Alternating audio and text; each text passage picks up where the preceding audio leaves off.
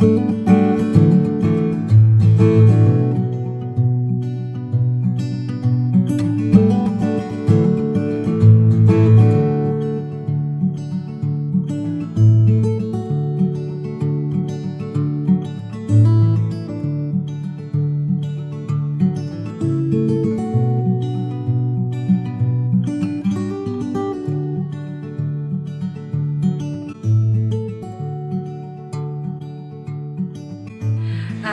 บายดีซื้อเสียดระวังเป็นคนยาวเนาะซื้อลินซื้อเมย์สบายดีข้าพเจ้าซื้อซานวาไซพานแต่ว่าหมู่หลายๆคนจะเอิ้นข้าพเจ้าว่าซาน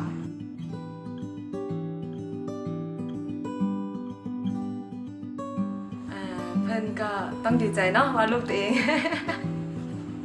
เป็นปังเป็นปลาละเขาจะคิดว่าพ่อแม่คงภาคภูมิใจหลายแล้วก็ดีใจเนาะคือว่าเนาะอยากให้สามีฮักเขาแหละ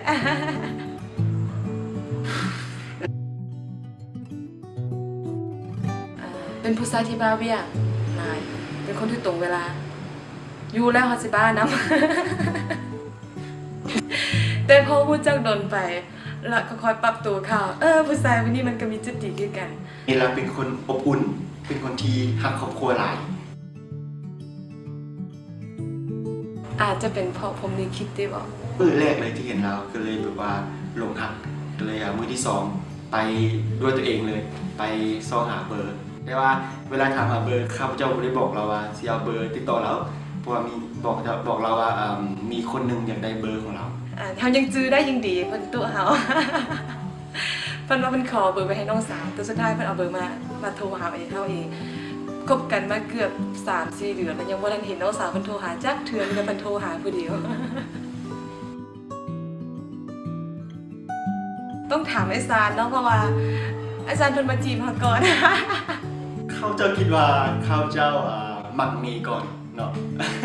อาจจะเป็น love at the first sight ก็บ่ฮู้เนาะแต่ว่าเห็นปุ๊บก็รู้สึกว่าคนนี้แม่นคนที่ถูกสเปคเลย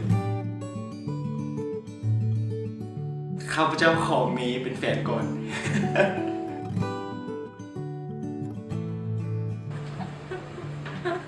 เขาบ่รู้จื้อเขาคิดว่าเพิ่นบ่จื้อที่ว่า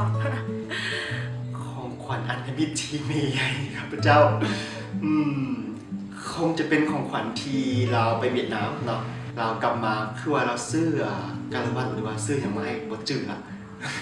แต่อันนั้นคงจะเป็นของขวัญอันมิตรที่ได้จากมียอมรับว่าของขวัญอันมิตรแม่นปลื้มหลาย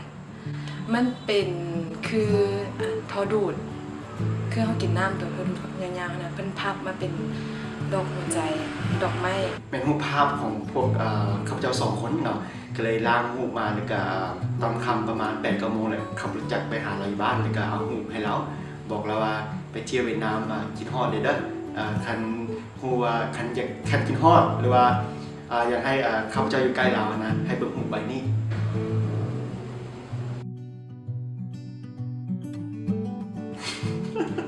คือบางเทื่อตอนค่ำเราก็แต่งตัวคือผีบ้าแต่งตัวมาก่อนมาว่าคือผีบ้าเหมือนมาฟ้อนมาลำต่อหน้าเขานะแล้วเห็นเขาขัวเพราะว่าเฮานั้นมักทอบมักกระเทยเพิ่นจะเฮ็ดแบบนิสัยกระเทยให้เฮาเบิ่งแล้วกับบางมื้อเพิ่นจะให้เฮานะมัดหูมัดผมให้2-3-4 จุ๊บบางมื้อก็ทาลิปสติกว่าอะไรเงี้ยเนาะก็ทาใส่ปากแล้วก็จูบด่าเพิ่นเต็มหมด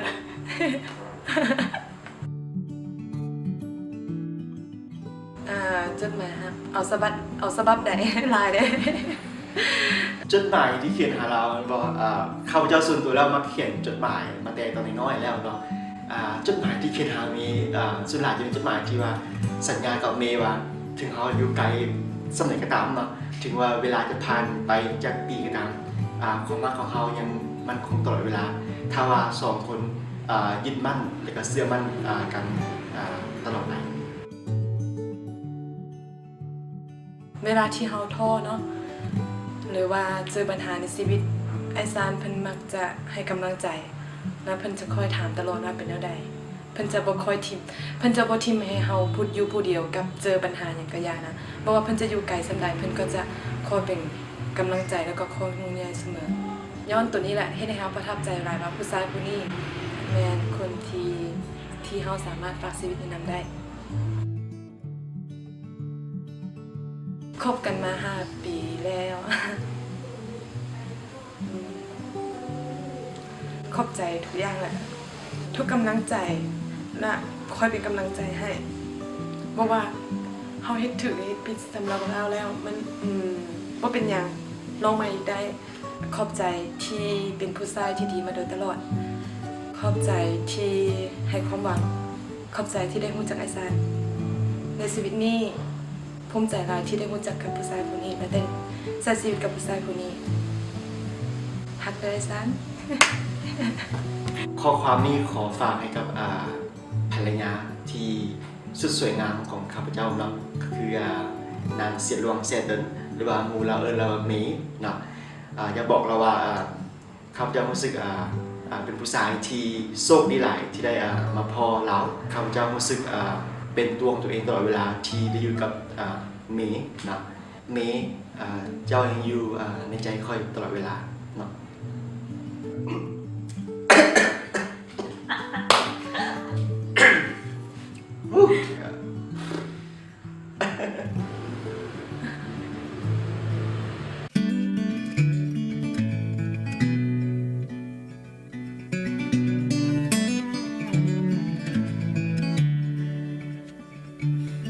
Dangerous plan,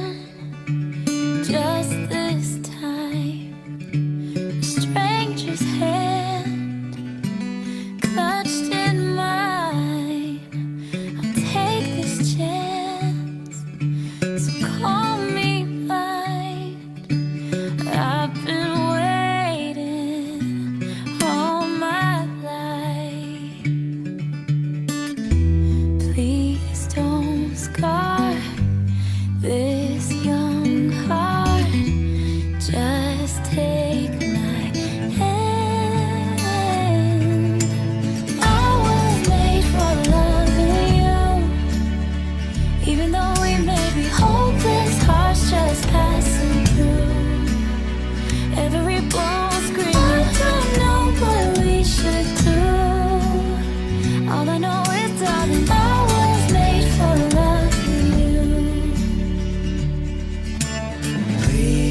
Please don't go. I've been waiting so long. Oh, you don't even know me at all, but I was made for loving you. I was made for loving you, even though we may be hopeless hearts just passing through. Every bone screaming, I don't know what we should do. All I know is, darling, I was made for